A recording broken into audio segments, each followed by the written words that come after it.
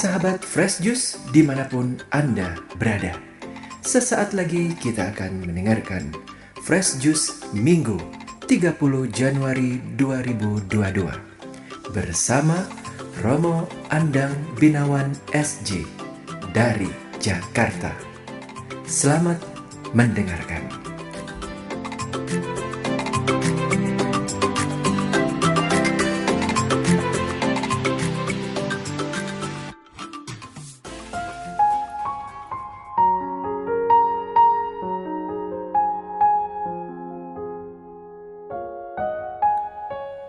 Saudara terkasih, para pendengar Daily Fresh Juice yang dikasih Tuhan, saya Andang Binawan dari Gereja Santa Teresa Jakarta ingin membagikan refleksi terkait dengan Injil hari ini, di mana di dalam pandangan saya, kita diajak untuk berani kritis terhadap prasangka-prasangka atau bahkan juga cara berpikir kita yang mempengaruhi kita melihat, menafsirkan keadaan kita, konteks kita, tapi juga ayat-ayat di dalam Alkitab. Kita akan merenungkannya itu berdasarkan Injil Lukas bab 4 ayat 21-30. Dan untuk itu mari kita bersama hening sejenak. Kita mohon rahmat Roh Kudus agar terangnya, bimbingannya dapat kita rasakan dan membuat kita makin mampu memahami kehendak-Nya, terutama hari ini.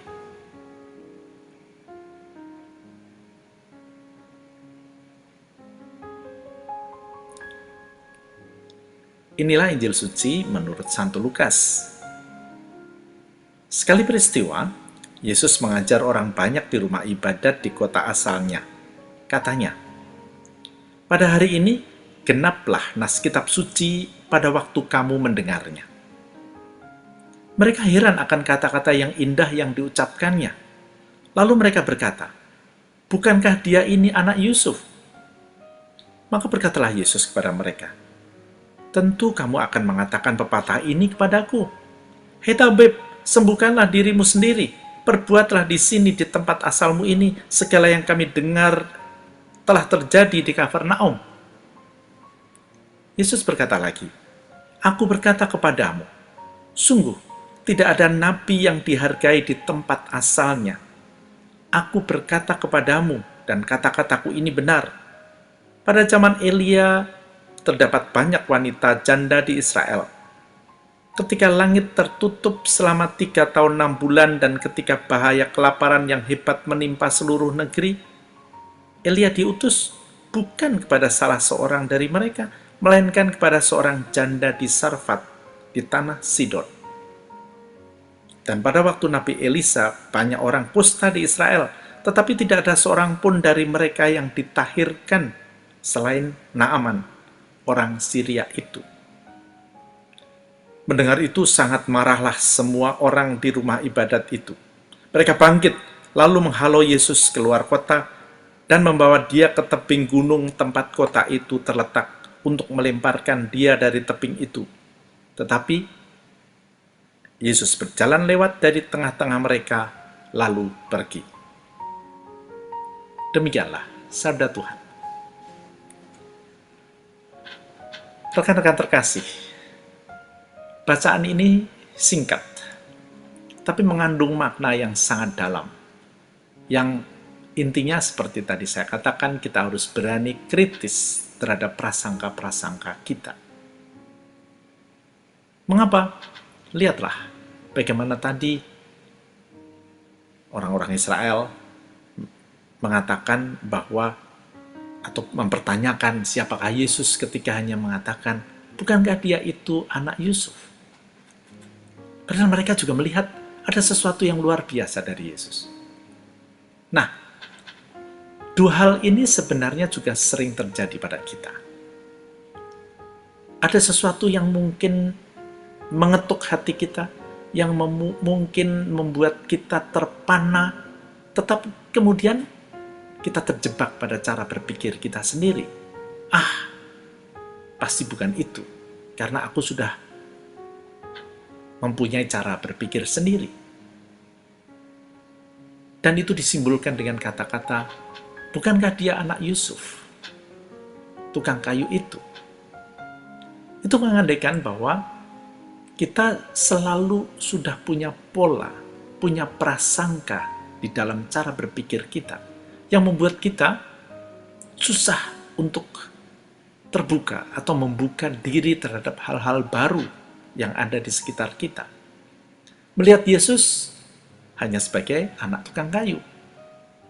Padahal jelas di situ Yesus hadir sebagai seorang guru.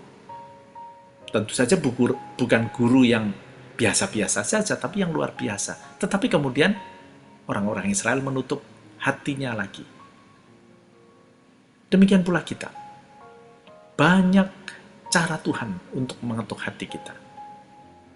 Melalui alam raya ini, melalui para sahabat dan kerabat, melalui renungan-renungan kita, melalui Alkitab, juga melalui doa-doa kita. Tetapi, apa yang kemudian ada di dalam diri kita, itulah yang menutup. Karena kita tidak mau membuka hati. Karena kita tidak mau, dalam bahasa yang filosofis, mendekonstruksi atau merombak cara berpikir kita. Kita sudah senang dan merasa nyaman dengan cara berpikir kita, sehingga tidak mau maju.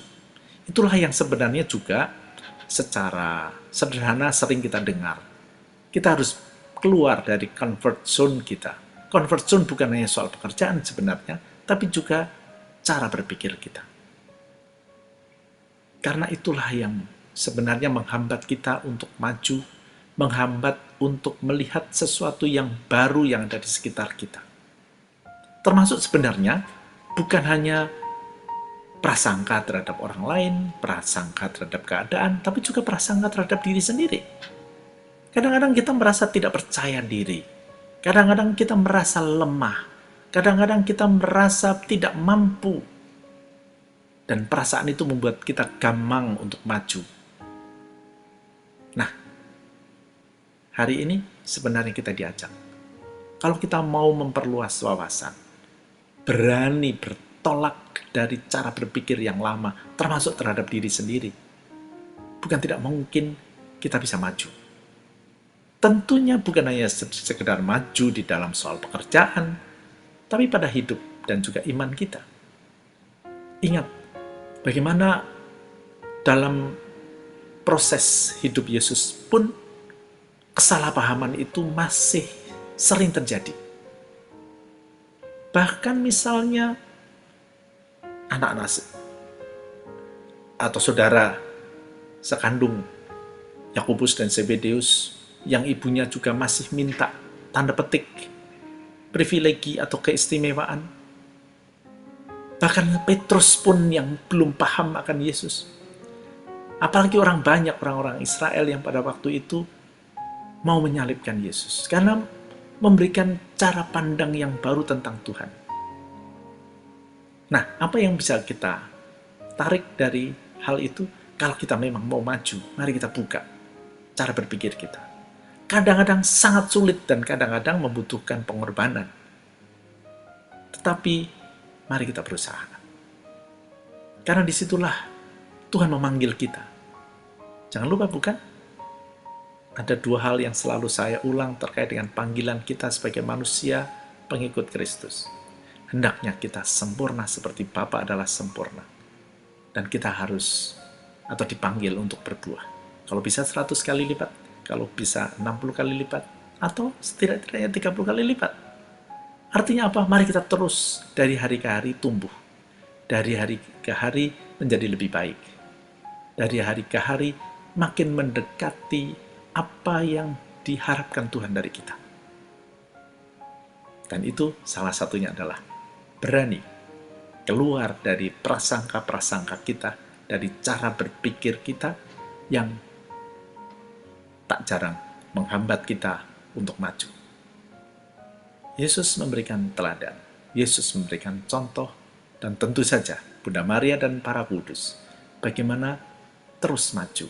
Meskipun mungkin sedikit, meskipun mungkin hanya setapak, tetapi kalau kita berusaha, tentu saja Tuhan berkenan. Di sanalah kita akan menerima Allah sebagai Bapa yang sungguh menguasai dunia dan hidup kita.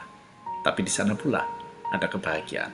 Tidak gampang memang, tapi mari kita usahakan dengan berkat Tuhan yang selalu ada pada kita. Tuhan memberkati. Sahabat Fresh Juice, kita baru saja mendengarkan Fresh Juice Minggu 30 Januari 2022. Terima kasih kepada Romo Andang Binawan untuk renungannya pada hari ini. Sampai berjumpa kembali dalam Fresh Juice edisi selanjutnya.